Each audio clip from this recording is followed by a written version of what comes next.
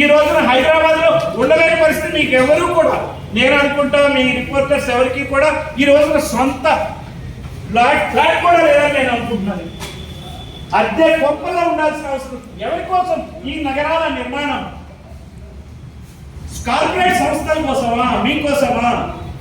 జగన్మోహన్ రెడ్డి ఎన్ని వేల కోట్లు సంపాదించాడు, చంద్రబాబు ఎన్ని వేల కోట్లు సంపాదించాడు, చంద్రబాబు తర్వాత లోకేష్ అవ్వాలా, లోకేష్ తర్వాత దేవాలయం కోసమా ఈ ఎయిర్పోర్ట్లు కట్టేది? నాకు అర్థం కాదు.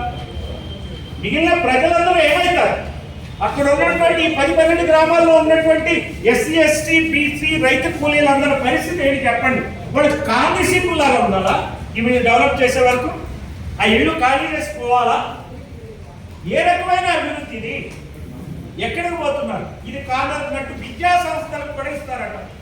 ఉన్న విద్యా సంస్థలు బాగు చేయట్లా. 17 గవర్నమెంట్ మెడికల్ కాలేజీలు శాంక్షన్ చేస్తే వాటిని ప్రైవేట్ పార్ట్నర్షిప్ చేయాలని చెప్పి చంద్రబాబు ఆలోచన, దానికి ఆర్డర్స్ ఇచ్చాడు ఆయన.